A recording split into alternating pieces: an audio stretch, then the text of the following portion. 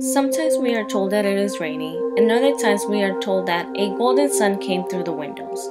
The legitimacy of the information presented to the reader in Chronicle of a Death Foretold is questionable. The narrator does not really know about the event since he was recovering from the wedding revels in the apostolic lap of a whore, so he does not know exactly what happened. He is merely collecting memoirs from 23 years ago based on what others saw and what he thinks he remembers. Through an unreliable chronicle, Garcia Marquez forces us to question whether Santiago Nazar's death was justified or not. We know nothing that is clear about Santiago Nazar, and I repeat, it is a chronicle that is being collected 23 years after the murder occurred. If we know nothing and have unreliable sources telling us what is happening, do we have the right to judge? Who justifies death? This is where the judge comes in. The judge is an outsider who was not a part of this murder. The magistrate was newly graduated and still wore his black linen law school suit and the gold ring with the emblem of his degree, and he had the airs and the lyricism of a happy new parent. Marquez uses words such as newly graduated, still wore his school suit and his ring with the emblem of his degrees. His airs spoke in a lyrical way and seemed like a happy new parent. With these descriptive terms, Marquez points out the judge's innocence. As I mentioned in the interactive oral, Marquez uses a real-life event to base Chronicle of a Death Foretold off of.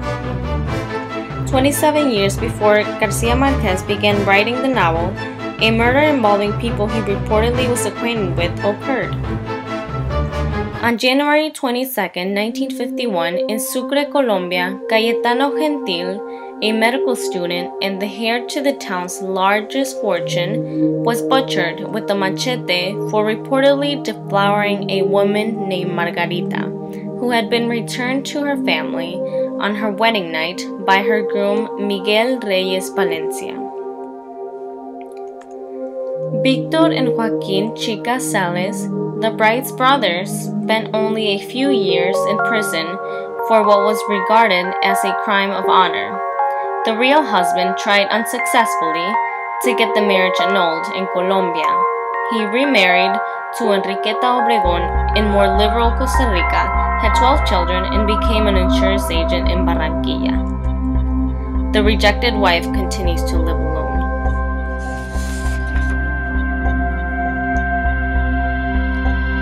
I believe that Marquez has a minor character like the judge, not only to raise the question of when murder should be justified, but also to represent his own opinion of the actual murder.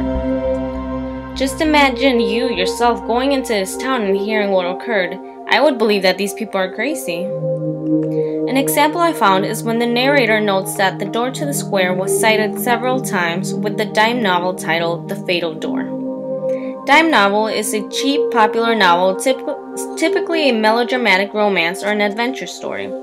The narrator calls it this as if he cannot understand why the judge would even bother giving the door respect. The name alone, The Fatal Door, is a euphemism. The judge does not simply call it the door Santiago was killed by. Even saying that would be more respect than how the narrator addresses it. The narrator addresses Santiago's death as Santiago being butchered like a pig. There is no respect from the narrator to Santiago Nazar, even though the narrator claims they were good friends. The judge's respect is again shown on another passage on page 58 with the quote, "The marginal notes, and not just because of the color of the ink, seem to be written in blood." Not just because shows that there are two meanings for the ink to be in red.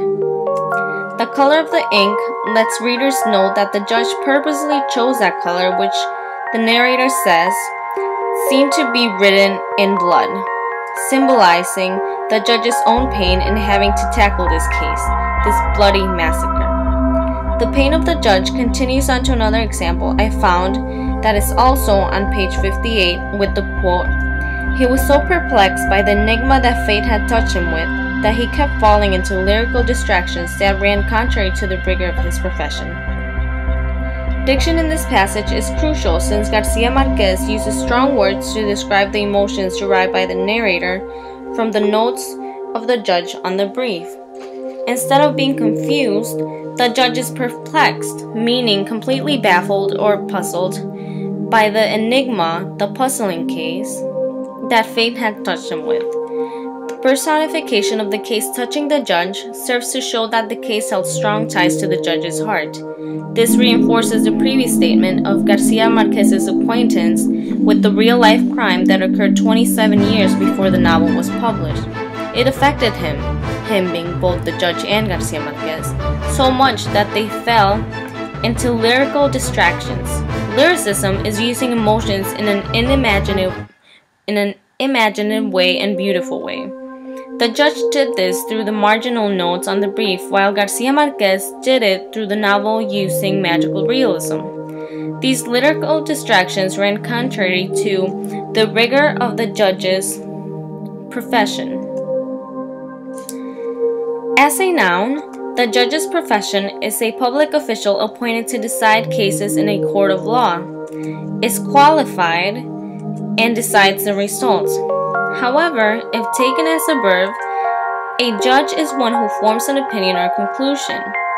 He is the one who gives a verdict and decides the results. In other words, he is the only one who has the same input in the case. Garcia Marquez forces us to question whether Santiago's death was justified or not. He poses this question in order for us, the readers, to take that question and question ourselves. He mocks society and overall a community for taking a matter they knew nothing about into their own hands.